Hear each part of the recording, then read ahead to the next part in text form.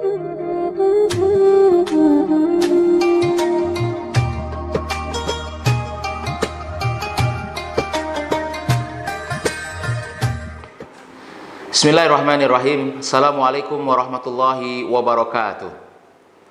Alhamdulillahi rabbil alamin wa kafa, wassalatu wassalamu ala al-mustafa wa ala alihi wa man wafa. Asyhadu an la ilaha illallah wa asyhadu anna Muhammadan abduhu wa rasuluhu la nabiyya ba'd. Faqala Allah tabaraka wa ta'ala fi kitabihil karim, a'udzu billahi minasyaitonir rajim. Bismillahirrahmanirrahim. Syahrul Ramadan alladzi unzila fihi al-Qur'an hudan linnasi wa bayyinatin minal huda wal furqan. Asyhadu an la ilaha illallah wa asyhadu anna Muhammadan abduhu wa rasuluhu la nabiyya ba'd. Bapak Ibu yang dirahmati dan dimuliakan oleh Allah Subhanahu wa taala, alhamdulillahirabbil alamin. Syukur kita kepada Allah, nikmat yang tiada tara yang Allah Subhanahu wa taala anugerahkan kepada kita hingga kita dipertemukan dengan bulan yang mulia, bulan yang agung, bulan yang kita nanti-nantikan kedatangannya, dan sekarang kita alhamdulillah diberikan kesempatan oleh Allah Subhanahu wa taala di tengah kondisi yang mungkin kita diuji oleh Allah Subhanahu wa taala dengan berbagai macam ujian yang luar biasa, tetapi ujian itu sebenarnya menambahkan kedekatan diri kita kepada Allah Subhanahu wa taala. Kalau seandainya ujian ini tidak menambahkan kedekatan kita kepada Allah, dengan teguran apalagi yang Allah Subhanahu wa taala akan berikan kepada kita untuk kita semakin mendekatkan diri kepada Allah Subhanahu wa taala. Maka momentum Ramadan yang Allah Subhanahu wa taala berikan kepada kita, mari kita jadikan sebagai momentum yang sangat tepat untuk kita semakin dekat dan dekat lagi kepada Allah Subhanahu wa taala. Salat beserta salam buat junjungan kita Rasulullah sallallahu alaihi wasallam. Assalamu alayka ya Rasulullah. Bapak Ibu yang dirahmati dan dimuliakan oleh Allah Subhanahu wa taala, tausiah singkat kita pada kesempatan kali ini bertema tentang nuzulul Quran, turunnya Al-Quran. Allah Subhanahu wa taala menurunkan Al-Quran kepada kita umat manusia ini sebagai wujud kasih sayang Allah Subhanahu wa taala kepada kita. Jadi Allah Subhanahu wa taala menciptakan kita sebagai manusia bukan hanya sekedar menciptakan begitu saja, ya, membiarkan kita begitu saja, tetapi Allah Subhanahu wa taala menurunkan Al-Quran kepada kita salah satu bentuk wujud kasih sayang Allah kepada kita. Kenapa? Karena di dalam Al-Quran yang Allah Subhanahu wa taala turunkan terdapat sekali petunjuk-petunjuk bagaimana kita ingin hidup di dunia ini. Petunjuk-petunjuk bagaimana kita menggapai yang namanya kebahagiaan dunia dan akhirat.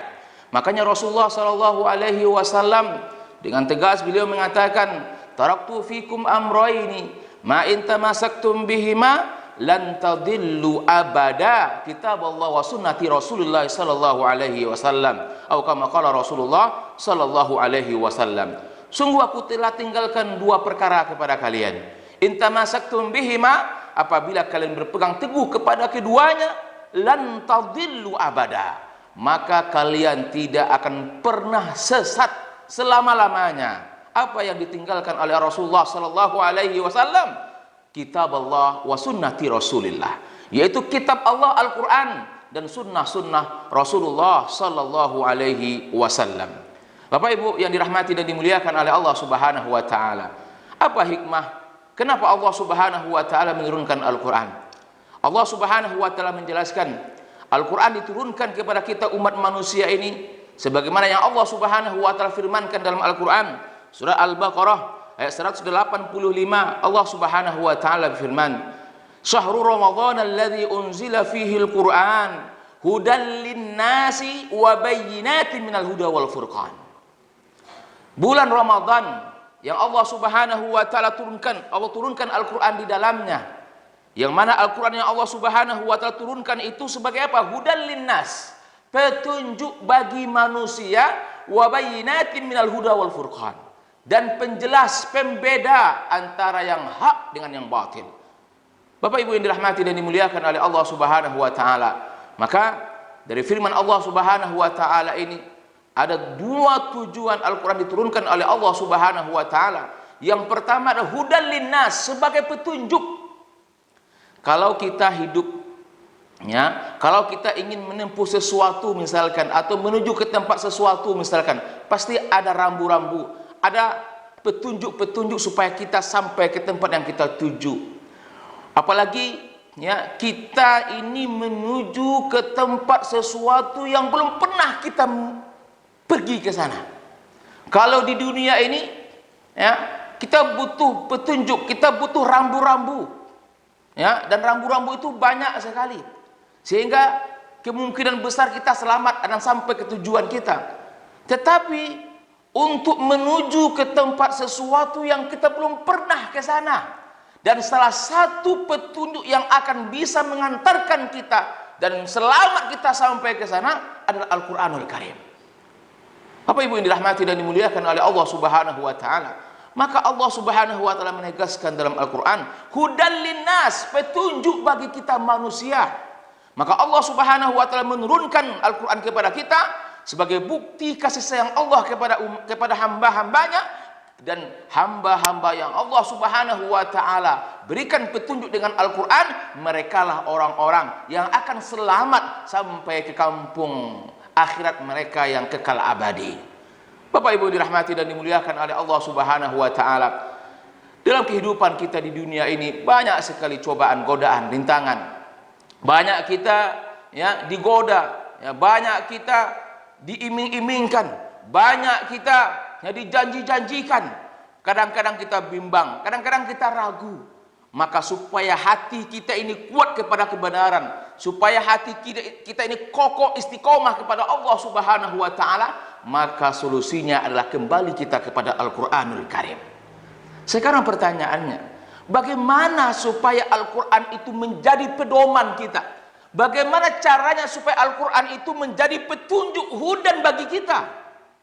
Minimal Bapak Ibu yang dirahmati dan dimuliakan oleh Allah, Al-Quran yang Allah turunkan di bulan Ramadan ini, kesempatan yang luar biasa bagi kita Bapak Ibu untuk kita berinteraksi dengan Al-Quran, ya. Bagaimana di momentum Ramadan ini sangat tepat sekali untuk kita dekat dengan Al-Quran, ya. Al-Quran selalu bersama kita. Maka untuk menjadikan Al-Quran sebagai pedoman kita, sebagai petunjuk kita, minimal Bapak Ibu yang dirahmati dan dimuliakan oleh Allah, kita baca Al-Quran itu.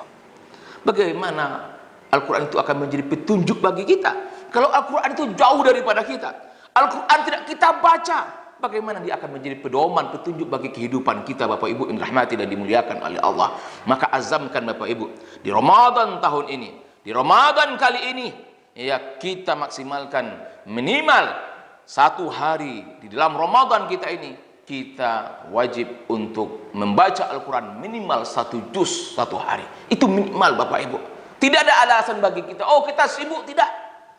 Ya, kalau niat kita benar, kalau azam kita kuat, insya Allah kita akan mampu. Bukan hanya 1 juz, bahkan 3-5 juz bisa kita baca di bulan suci Ramadan ini perharinya, insya Allah. Mudah-mudahan di awal kita baca Al-Quran, kita tadabburi, ya, kita pelajari, ya, mudah-mudahan Al-Quran ini akan meresap ke dalam jiwa sanubari hati kita, dan Al-Quran itu akan menjadi petunjuk, pedoman dalam kehidupan kita. Mudah-mudahan kita akan dibela, dibantu oleh Al-Quran ketika kita butuh bantuan di alam kubur kelak. Rasulullah SAW mengatakan dalam sebuah hadisnya, Iqra'ul Quran fa innahu ya'ti yaumal qiyamah syafi'an li ashabihi. Bacalah oleh kamu Al-Quran, karena Al-Quran itu akan menjadi syafaat penolong kamu nanti di hari kiamat. Bapak Ibu yang dirahmati dan dimuliakan oleh Allah, demikian tausiah singkat kita pada kesempatan kali ini. Mudah-mudahan ada manfaatnya untuk kita semua.